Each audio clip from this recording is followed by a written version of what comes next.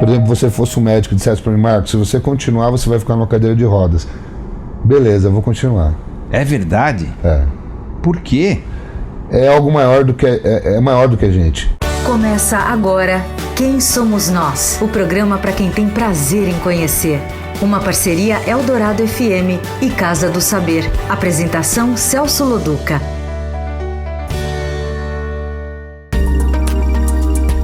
Boa noite, começa agora mais um Quem Somos Nós? Um programa que procura entender a natureza humana, ouvindo pessoas interessantes de todas as áreas do conhecimento. Se o seu prazer é conhecer, aqui é o seu lugar. Você pode ouvir todas as conversas que já foram ao ar no Território Eldorado ou no Casa do Saber, ou ainda direto no quemsomosnós.com.br. Hoje vamos começar uma nova série que pretende nos entender a partir de como nós tratamos o nosso corpo. E a gente começa com força absoluta. O atleta profissional de Strongman, Marcos Ferrari. Boa noite, Marcos. Boa noite, Celso. Quem é você? Eu sou uma pessoa muito persistente. Desde pequeno, eu ouvia meus avós falando que eu podia ser tudo aquilo que eu almejasse ser, que eu quisesse ser. E várias vezes, vários exemplos dos meus avós, pais, e eu cresci com aquilo na cabeça. Aí eu desenvolvi na vida esportiva, eu tive várias experiências até chegar ao Strongman.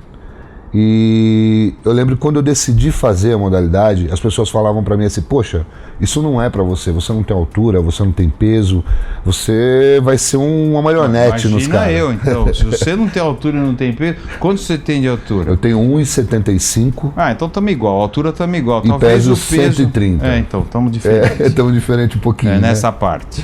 Pois é, aí foi onde eu falei assim, não, mas é isso que eu quero.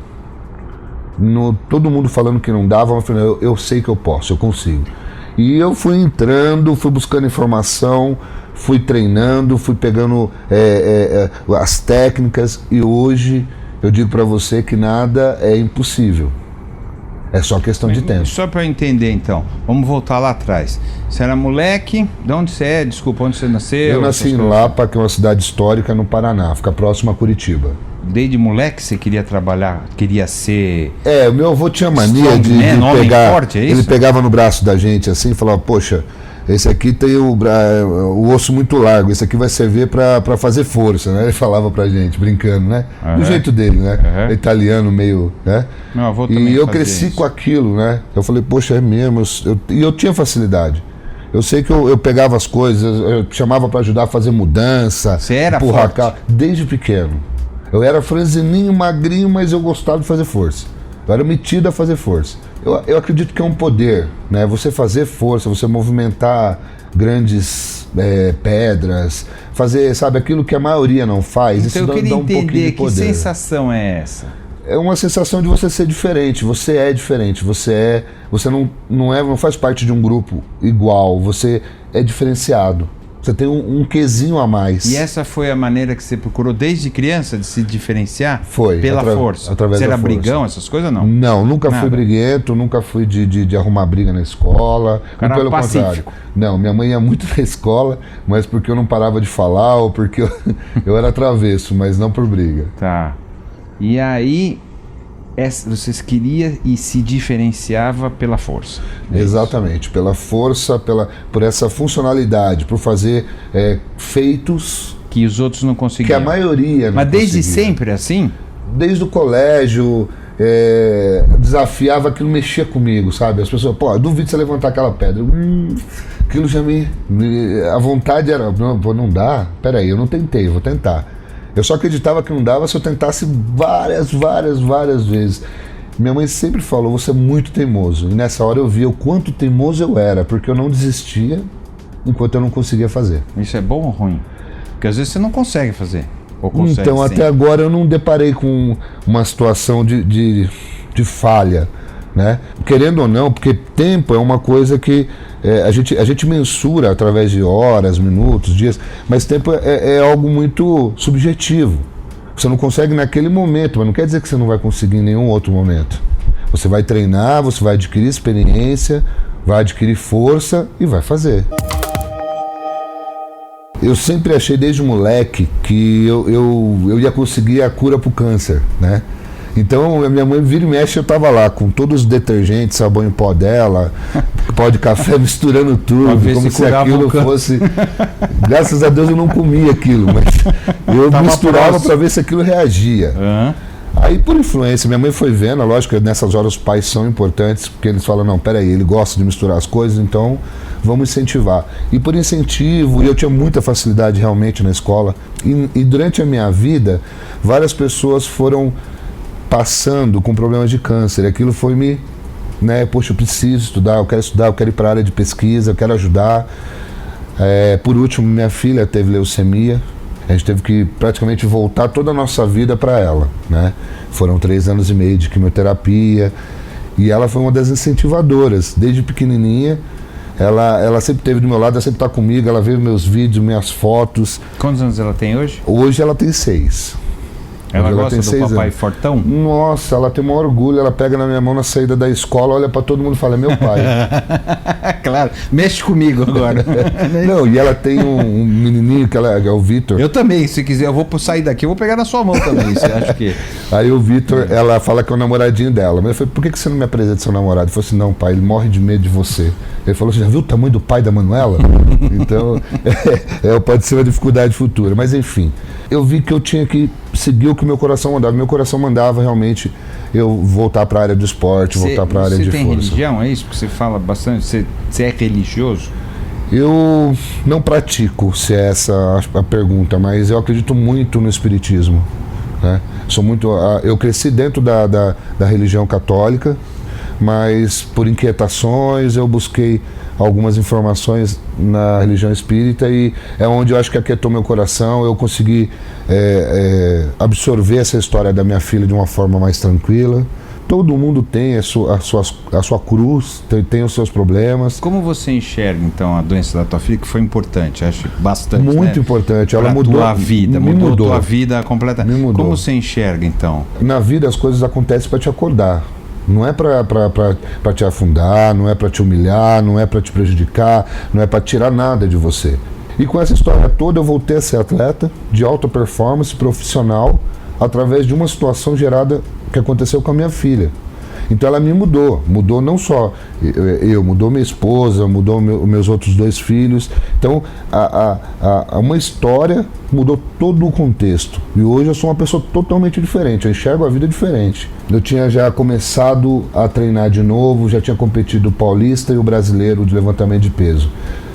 Quando minha filha foi detectada, eu estava trabalhando. Você era bom já? Você era bom? Já estava vindo de um comecinho, já tinha tido... Amador, você era um amador? Mas já tinha tido um aparecimento, já tinha tido, sabe, já era diferente, né? Eu tinha sido convocado para um Pan-Americano. E o meu sonho era competir fora do país. Só que daí, nesse meio tempo, foi onde minha filha foi detectada com a doença. Aí eu... Porra, e agora? Eu achei no começo, um sinal para mim não ir para esse caminho. Aí eu continuei treinando, mas tirei o pé do acelerador. Aí eu conversei com a minha família, minha esposa, os amigos, cara, tem que focar nela. E meu coração apertado, porque eu tinha conseguido aquela convocação, já tinha pago hotel, já tinha pago viagem, e eu tava para desistir. Minha filha tava com 2 anos nessa época. E eu lembro que ela tinha acabado de fazer uma quimioterapia, tava em casa, tava dormindo, eu sentei do lado da cama dela e... Assim, eu comecei, no meu coração comecei a pedir para que alguma coisa lá de cima me desse um sinal, entendeu? Poxa, faça ou não faça. Não dizer, mas claro. Simplesmente, se as coisas tiverem que acontecer, que abram-se os caminhos, ou que se não for para acontecer, que se fechem as portas. Aí eu abaixei a cabeça, olhei que a minha filha pegou, pôs a mão no meu ombro e do jeitinho dela, balbuciando tal, que naquela época eu não falava ainda muito direito, mas deu a entender, pai, você não vai fazer força, né? Tipo, né? Do jeitinho dela falar. E olhando as fotos tal, e aquilo me quebrou. Eu perguntei para minha esposa, vou ou não vou? Ela falou, o que você está sentindo? Eu falei assim, não, eu quero, mas o meu coração diz uma coisa, a minha cabeça diz outra. Eu não sei a quem eu cedo. E aí eu falei, eu vou fazer o seguinte, eu vou deixar a coisa acontecer. E eu vou seguir aquele pensamento. Se tiver que fechar essas portas, vão fechar. Até no último instante que eu estava para entrar no avião, eu falei, bom, se não for para ir, acontece alguma coisa agora aqui no chão, sai todo mundo, eu não vou. Mas o avião foi até os Estados Unidos, parou lá, eu competi, fui vice-campeão, por questão de meio quilo, foi a melhor competição da minha vida.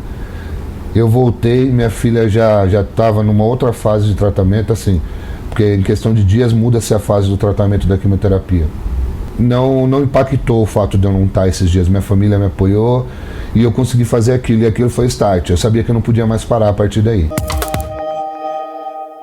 Eu acho que se eu tivesse largado o esporte, eu não sei como eu teria passado por essa situação. Eu ia treinar, eu conseguia. A cabeça de atleta é esquisita, sabe? Quando você está embaixo de um peso, o atleta mesmo, não estou falando o cara que vai na academia e tá com o celular do lado, ferro, ele tá agachando, ele para de agachar, põe a máquina no suporte e vai ver o que tocou no WhatsApp. Não, esse não é atleta, esse aí é o cara social na academia. O atleta, ele consegue tirar a cabeça dele, pôr do lado, pôr 400 quilos nas costas, agachar, voltar, pegar a cabeça e falar, pronto, agachei. O que você sente quando você está fazendo? Eu saio de mim, é um mundo à parte, é como se eu tivesse um mundo paralelo aqui, eu consigo sair daqui e entrar aqui, eu consigo fazer. Quando eu vou para uma competição, eu não olho para o tamanho dos atletas, eu olho para o meu peso, e eu vou encarar o meu peso, eu vou para vencer os meus limites, eu não vou para vencer os deles. Não adianta eu querer ser mais forte que um outro atleta se eu não consigo me vencer, então eu vou para me vencer. Eu ponho os meus obstáculos, os meus limites, eu falo, é ali que eu vou ter que ir. E foi nesses obstáculos, vencendo esses limites, que eu fui galgando, e hoje eu sou um atleta de alta performance, profissional, com um nível muito parecido com os outros atletas que são mais altos, que são mais fortes, ou seja, equiparou. Mesmo tendo uma diferença física, mesmo tendo uma diferença de estatura. É importante estatura? Eu não entendo nada disso. Assim. Por que estatura é importante para a força? Para a força não, para o esporte. Por que para o esporte? Porque esse esporte, algumas provas me beneficiam pela minha estatura ser mais baixa e outras provas me trazem uma certa dificuldade. Por exemplo, estantes em que nós colocamos pedras redondas em cima dessas estantes. A estante é alta. Quanto mais alta, o atleta mais alto leva vantagem. Pior para você. E eu tenho que me virar para dar um jeito, jogar essa bola lá em cima.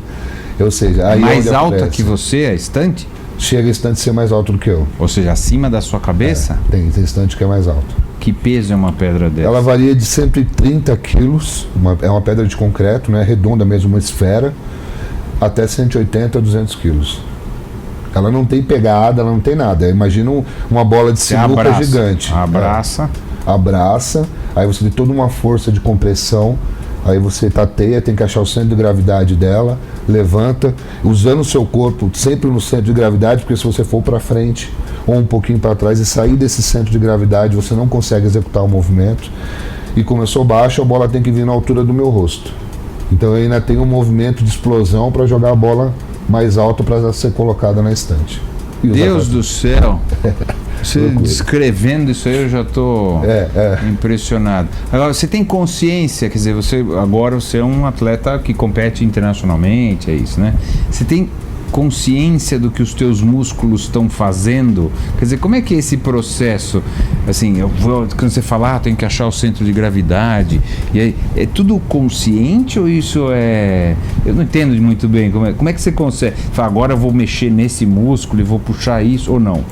Tirando a questão de dom, que o dom é uma coisa que você faz sem pensar, né? O dom, ele é algo que flui. Então, se a pessoa tem um dom de pintura, ela não pensa, ela vai e pinta. Então, a mesma coisa vale para o esporte de força. Algumas coisas são intuitivas. Você faz porque você tem o dom de fazer. Tirando essa parte, a questão de você recrutar uma musculatura, de você imaginar como fazer a força, com qual músculo utilizar, isso demanda um tempo de experiência. Isso não é da noite para o dia. Por isso que existem adaptações, existem processos de... a pessoa não começa com peso pesado, ela começa com pesos menores, com objetos menores e vai se aumentando conforme ela vai adquirindo experiência. Por quê? Existe uma coisa no corpo da gente que chama core. E esse core, essa região central, que envolve os músculos da supraespinhal, coluna, costela, abdômen, etc. Isso é o que fortalece teu corpo, coluna, tudo, e mantém isso tudo rígido. Quanto mais forte for essa região do core, mais forte é a pessoa. Por isso que você encontra, por exemplo, estivadores, essas pessoas que carregam caminhões aí com sacarias, etc., muito forte. Existem uns erros, é lógico, esse pessoal carrega na cabeça, isso é erradíssimo, né? Que entorta tudo. Né? Em algum momento ele vai ter uma hérnia cervical, alguma coisa ali que vai complicar a vida dele. Mas você vê que eles são fortes, porque, pô, imagina você pôr 100 quilos na cabeça e a sua coluna não arriar. Né? Não posso nem imaginar. É uma loucura, mas eles acabam trabalhando isso instintivamente ou por necessidade, como é o caso da maioria. Claro. Né? Então, esse core ele é desenvolvido e isso demanda um tempo. Você tem um treinador, é isso? Na verdade, eu sou um dos pioneiros do Strongman no Brasil, né? Então, na verdade, eu sou meu próprio treinador e eu estou gerando uma equipe. Além da equipe, uma metodologia de treinamento, né? A primeira metodologia de treinamento de Strongman no Brasil, que é a Strong Monsters, né? Que é uma das equipes mais antigas que tem hoje em atividade no Brasil. O Strongman ele tem que treinar tudo. Ele é como se fosse a Fórmula 1 do esporte de força. Existe o kart, existe a corrida com os carros normais que tem de rua e tem a Fórmula 1, que é a elite. O Strongman ele é a elite. Tanto é que ele é mais primitivo do que todos os esportes de força. O que quer dizer isso? Ele vem antes de todos, né? Se você pegar a história da Grécia Antiga, até antes de Cristo mesmo, você vê relatos de pessoas tentando levantar pedras. A própria Atlas, né, tem a história grega antiga que o deus lá foi punido, tinha que segurar o mundo, que era um formato de Atlas e tal. Então, são histórias muito antigas já, de feitos de força.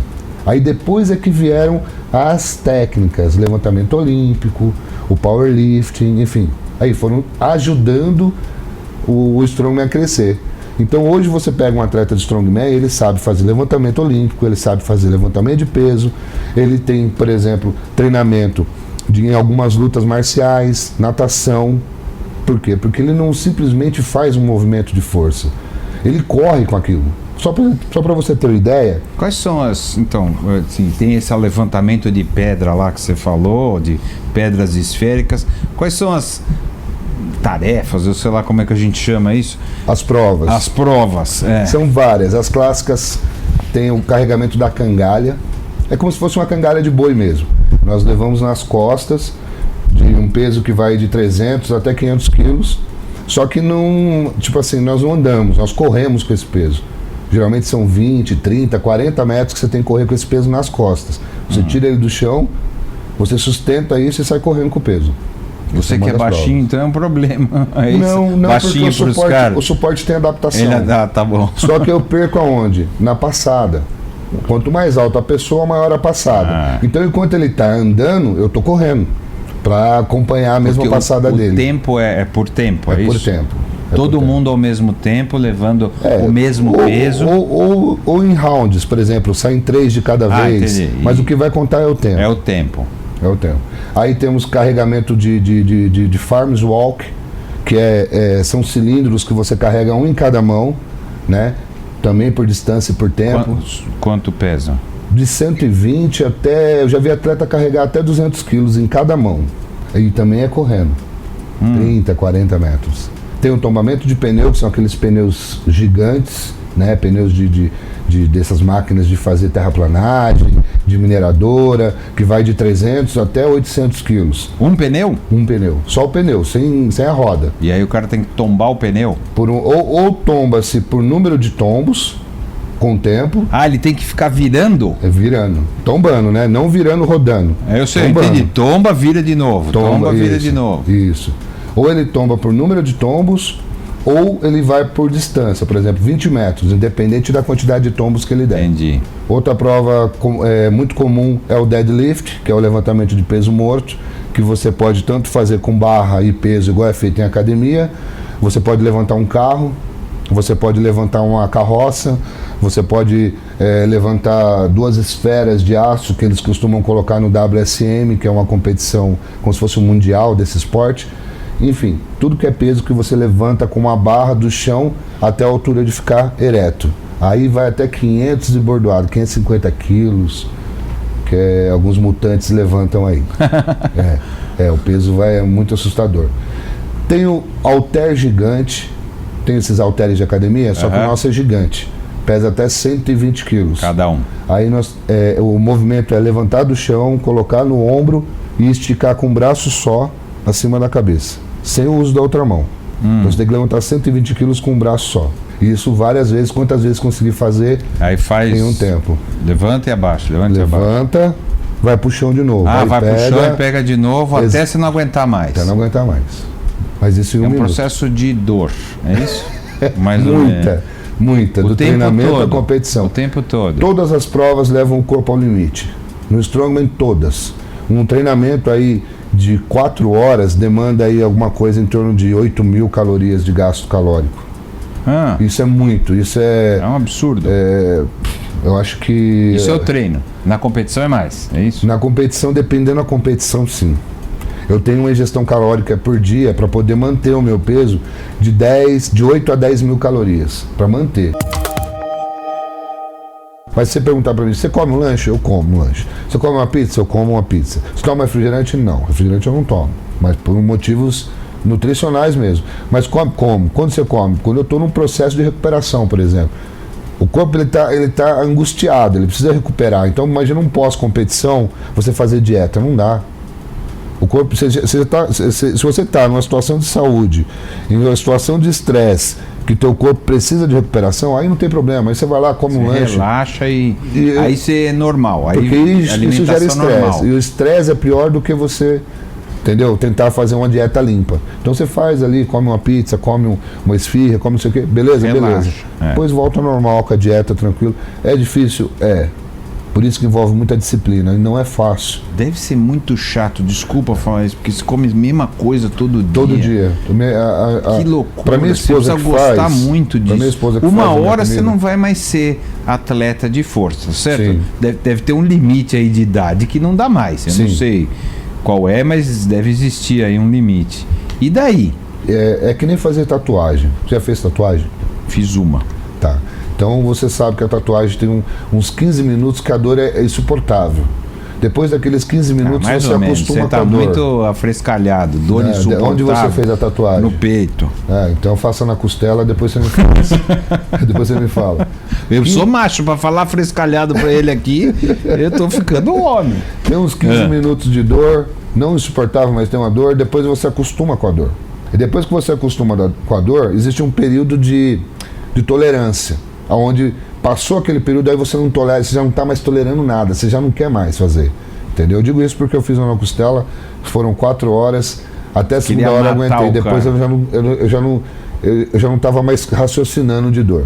Então é uma coisa assim complicada você lidar com a dor. Mas voltando ao nosso exemplo, a dieta tem um período de adaptação que é ruim. Poxa, todo dia a mesma comida. Depois tem um período que você já come tranquilo. Já passa, e pronto. Porque todo esse processo envolve muita coisa. Eu que como muito, por exemplo, eu demorei 1 ano para fazer só com que o meu estômago dilatasse o suficiente para a quantidade de comida que eu tenho que comer. Então eu tive problema de refluxo, eu tive problema de azia, eu tive problema... Que são problemas comuns, porque eu comia demais. Mas todo mundo que faz strongman ou coisas de força passa por esse processo. Alguns talvez não, porque alguns já vêm de um processo de come muito. Então eles já estão mais acostumados com essa questão de dieta. Agora eu não. Eu saí de uma situação que eu comia bem menos do que eu como hoje e tive que me adaptar. Então eu fui usando estratégias. Tá certo fazer isso com o teu corpo? Então, atleta de alta performance não é sinônimo de saúde. Tá? Por quê? Aí você vai espantar. Por quê? Mas tem razão, porque atleta leva de alta no limite performance, do corpo. O que interessa é a performance. É que nem um carro. Um carro para você não interessa se o motor vai durar 2 anos, 3 anos. Um carro de corrida. Interessa que ele ande na velocidade que você precisa e bata aquele recorde. Então se você vai fundir o motor, se você vai ter que... Não te preocupa isso? Não, porque foi uma decisão muito acordada, muito pensada. né? E é algo maior do que eu. É a mesma coisa que você falar, por exemplo, para um médico que trabalha numa ala de epidemia, se ele tem medo de pegar aquela doença. Ele vai responder o que para você? Eu entendo, cara, mas assim, eu entendi perfeitamente, é um bom paralelo, mas assim, em algum momento você vai parar. Sim. Porque o teu corpo não vai aguentar mais a dor, o limite que tá, né? Tem limite, não tem? Sim. O corpo tem limite, né? Sim. E aí? Você não vai olhar e vai falar, meu Deus, o que eu fiz? Não. Eu digo isso para minha esposa e eu digo isso dando risada para você porque eu consigo me imaginar. Quer dizer, eu não quero me imaginar numa situação dessa, mas se hoje, por exemplo, você fosse um médico e dissesse para mim, Marcos, se você continuar, você vai ficar numa cadeira de rodas. Beleza, eu vou continuar. É verdade? É. Por quê? É algo maior do que é maior do que a gente, entendeu?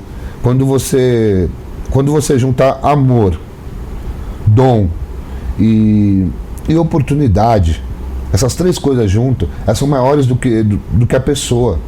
Você sabe o que faz, você é bom no que faz e você quer fazer. Isso é maior do que a gente. Mas também saber reconhecer que a hora de parar não é bom? Mas qual é a hora de parar? Não sei. Deve existir um limite físico. Quantos anos você tem, desculpa? Eu tenho 37. 37. No meu esporte tem atleta com 49 anos competindo. Bem? Então não sei também, então me ferrei. Então me ferrei, porque eu achei que era menos.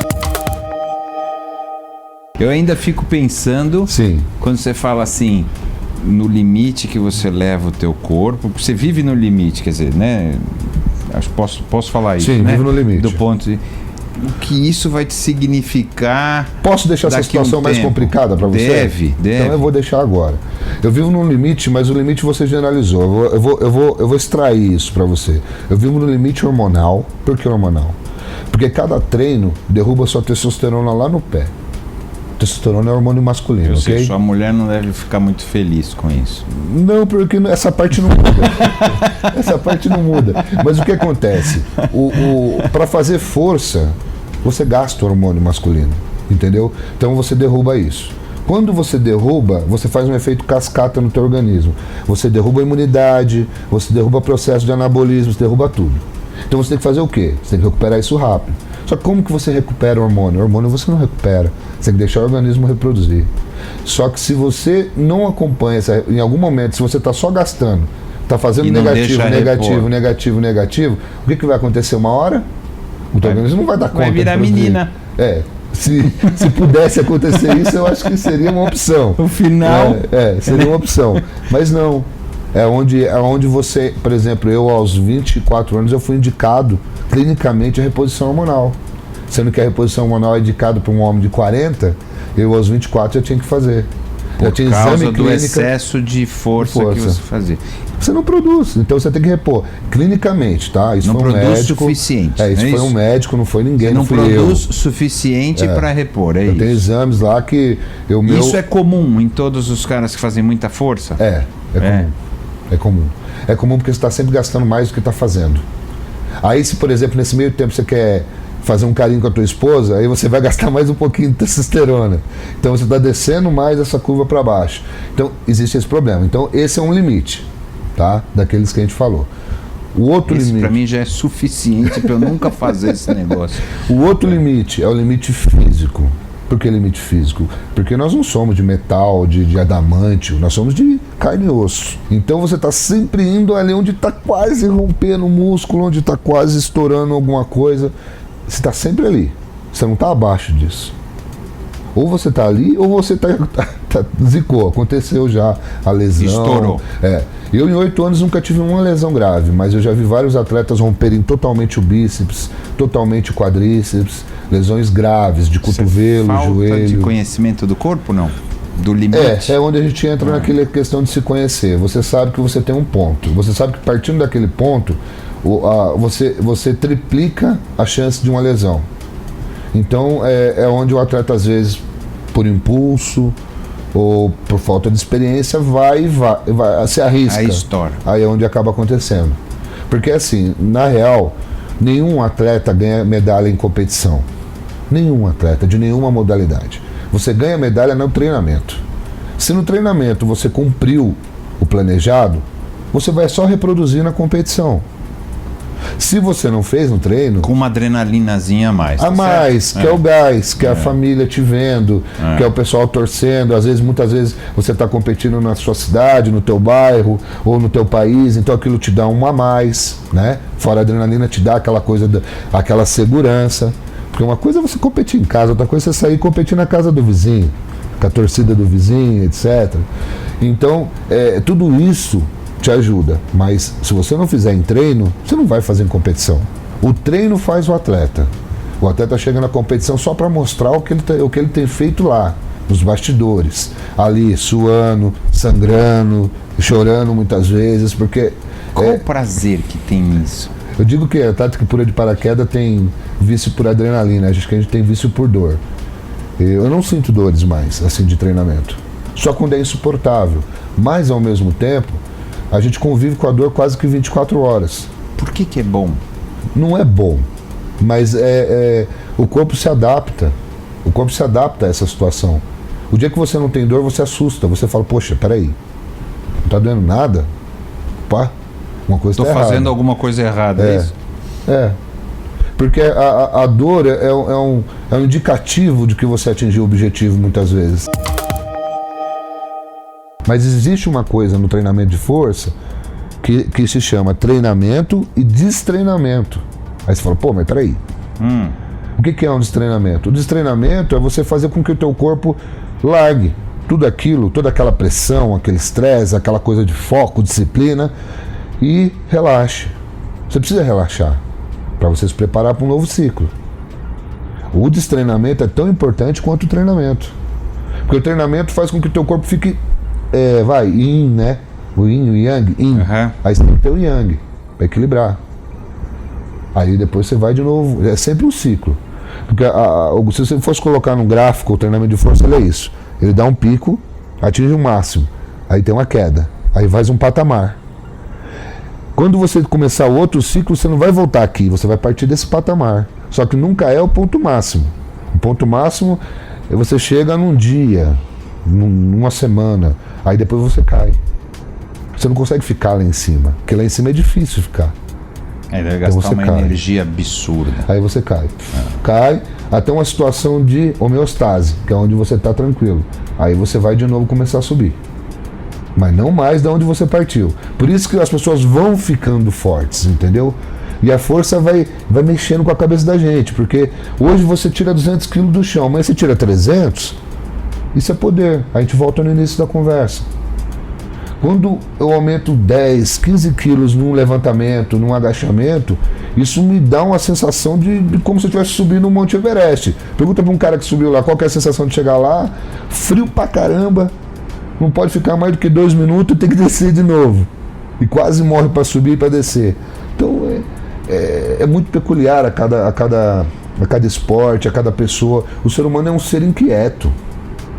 Ele é diferente dos outros animais. Os outros animais parece que já sabem o que eles vêm para fazer. Vêm ali, nascem, crescem, se reproduzem, se alimentam, envelhecem e morrem. Cumpre o ciclo. O ser humano não. Se ele cumprir esse ciclo, ele parece que não está no eixo dele. Ele tem que ter um caminho extra, alguma coisa. Ele tem que ter um motivo para a existência. Quem que somos nós, seres humanos? São seres inquietos, estamos o tempo todo à busca de um porquê, de um motivo para existir, de um valor. O que eu faço nesse universo? Porque eu estou nessa existência. É um Você porquê. Tem alguma resposta? Não? Eu acredito muito numa frase de uma apresentadora americana, a Oprah. Quando uma simples pessoa decide fazer uma grande coisa, ela não muda só a vida dela, mas a vida de todas as pessoas que estão à sua volta. Então eu acredito que os nossos atos, sendo sempre positivos, sempre vão agregar não só para a gente, mas para todo mundo que está à sua volta. Então sim, eu acredito que a gente tem uma missão, e essa missão, é lógico, a gente não sabe, passa uma vida às vezes sem saber, mas existem ferramentas para você fazer parte desse universo, não simplesmente passar por ele. E eu não quero passar, eu quero fazer o que eu vim para fazer. Muito bom. Obrigado. Boa, meu. Você ouviu Quem Somos Nós? Uma parceria Eldorado FM e Casa do Saber. Apresentação Celso Loduca.